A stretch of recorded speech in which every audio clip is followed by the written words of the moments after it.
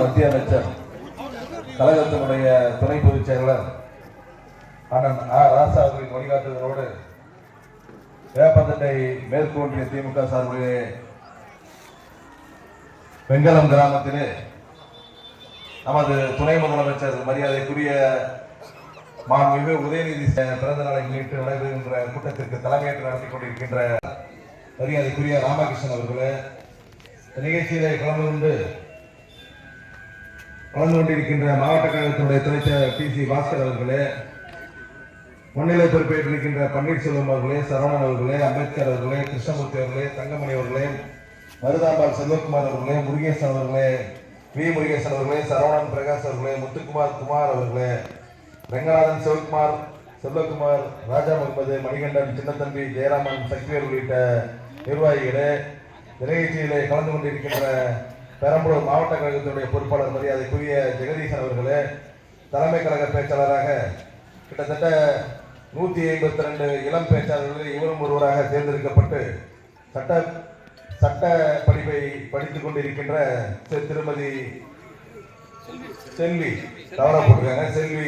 செல்வ ஜெயந்தி அவர்களே, இந்த நிகழ்ச்சியிலே கலந்து கொண்டிருக்கின்ற ஒன்றிய பெருந்தலைவர் மரியாதைக்குரிய அண்ணன் ராமலிங்கம் அவர்களே, ஒன்றிய துணை பெருந்தலைவர் MR அவர்களே, அபூர்வ ரமேஷ் அவர்களே, மாவட்ட இளைஞரணி தலைவர் அப்துல் கரீம் அவர்களே, இந்த நிகழ்ச்சியிலே கலந்து கொண்டிருக்கின்ற ஏனைய பிற நிர்வாகிகளே, பொதுமக்களை உங்கள் அத்தனை பேருக்கு வணக்கத்தையும் வாழ்த்துக்களையும் தெரிவித்துக் கொண்டு, இந்த ஊரிலே பல்வேறு சாதனைகள் செய்திருப்பாங்க ஒன்றிய கழக செயலாளர்கள் தெரிவித்தார். அது உண்மைதான். உங்களுக்கு எல்லாம் அனுபவபூர்வமா நீங்க பார்த்துருப்பீங்க. ஒரே ஒரு உதாரணம் சொல்றேன். இந்த ஊர்ல தண்ணி பஞ்சம் இருக்கு, அதனால கிணறு வேணும்னு கேட்டாரு. என் ஊரு சொந்த ஊரு, எனக்கு ஒரு கிணறு ஒன்று வேணும்னு நானும் கேட்டிருந்தேன். 2 கிணறையும் போய் வாங்கிட்டு வாங்கன்னு நான் தான் சொல்லி அனுப்பிச்சு விட்டேன். ஆனா எவ்வளவு விவரமான இருப்பாங்க. இந்த ஊருக்கு மட்டும் கிருஷ்ணாபுரத்துல ஒரு தண்ணி பிரச்சனை இருக்குன்றதுக்காக கிருஷ்ணாபுரத்துல ஒரு கிணறு வாங்கிட்டு வந்தாரு, என் ஊரை விட்டுட்டாரு. அப்பேற்பட்ட மிகச்சிறந்த ஒன்றிய கழக செயலாளர். ஏன்னா அவர் ஊருக்கு ஏதாவது என்னால முடியாதது ஒண்ணு இல்லை, இவர் போய் பார்த்துட்டு தான் அவர் சொன்னேன். 2 கிணறையும் பார்த்து சரி பண்ணி வாங்கிட்டு வந்தேன். கலெக்டர்கிட்ட போய் இவர் மட்டும் ஃபண்டா வாங்கிட்டு வந்தாரு. ஏன் அதை நான் சொல்றேன்னா, மிகச்சிறந்த ஒன்றிய செயலாளர். இந்த ஊருக்கு என்னெல்லாம் தேவையோ அதையெல்லாம் பார்த்து செய்யக்கூடியவர் என்ற அந்த ஒரு முறையிலே சொன்னேன்.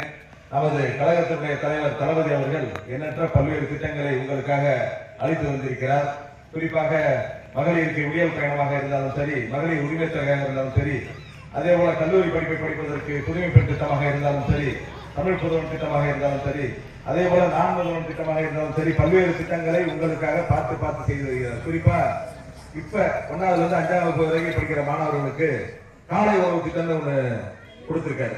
இந்த காலை உணவு திட்டம் படிக்கிற பசங்க ஓட்டு போட போறாங்களா? ஏன் அதை செய்யறாரு? அம்மா அப்பா அவங்க வேலைக்கு போயிடுவாங்க, அந்த புள்ள படிக்காம போச்சு, சாப்பிடாம போச்சுன்னா படிப்பு ஏறாது. நல்லா சாப்பிட்டு போனாதான் நல்லா படிக்க முடியும் அப்படின்ற அந்த எண்ணத்தோட, ஒரு நல்ல எண்ணத்தோட அந்த திட்டத்தை கொண்டு வந்து மக்களுக்கு என்ன திட்டம் தேவை என்பதை அறிந்து செயல்படுவதுதான் நம்ம தமிழக முதலமைச்சர் அவர்கள். அதே போலதான் துணை முதலமைச்சர் நமது உதயநிதி ஸ்டாலின் அவர்கள் துணை முதலமைச்சர் பொறுப்பேற்றவுடன் இப்பொழுது நிறைய வெள்ளம் வந்துருச்சு இல்லையா? பெஞ்சல் புயல் ஒரு புயல் வந்துருச்சு. மெட்ராஸ்ல வெள்ளம், கடலூர்ல வெள்ளம், விழுப்புரத்துல வெள்ளம், கிருஷ்ணகிரி, தர்மபுரி போன்ற பல்வேறு ஊர்ல வெள்ளம் வந்துருச்சு. ஆனா எல்லா ஊருக்கும் நேரடியாக சென்று அவரே நலத்திட்டங்களை வழங்கி அந்த வெள்ளத்தை எல்லாம் கட்டுப்பாட்டுக்கு கொண்டு வந்தோம் நமது துணை முதலமைச்சர் அவர்கள். ஏன்னா முதலமைச்சர் துணை முதலமைச்சர் இருக்கிறவங்க மெட்ராஸ்ல மட்டும் இருந்துட்டு தான் அரசியல் செய்வாங்க. ஆனா நம்ம துணை முதலமைச்சர் அப்படி இல்லை. தொடர்ந்து மக்களுக்கான துணை முதலமைச்சராக செயல்பட்டு மக்களுடைய குறைகளை கேட்டு மக்களுக்கு என்ன தேவையோ அதை செய்து கொண்டிருக்கிற துணை முதலமைச்சருக்கு தான் இப்பொழுது பிறந்த நாள் விழா பொதுக்கூட்டம் நாம் இங்கே நடத்தி கொண்டிருக்கின்றோம். எனவே உங்களுக்கான நல்ல ஆட்சியை தந்து கொண்டிருக்கின்ற தமிழக முதல்வர் அவர்கள் மிகச் சிறப்பான ஆட்சியை தந்து கொண்டிருக்கிறார். இந்த பகுதியை பொறுத்தவரை நாள் மத்திய அமைச்சர் ராசா அவர்கள் இருக்கிறார். அவரின் பிரதிநிதியாக நான் இருக்கிறேன். உங்களுக்கு தேவையான திட்டங்களை தருவதற்காகத்தான் நாங்கள் இருக்கிறோம். உங்களுக்கு என்ன குறைகள் இருக்கிறதோ அதை நீங்கள் என்னிடம் தெரிவித்தால் அதை கட்டாயம் செய்து தருவதற்கு தயாராக இருக்கிறேன்.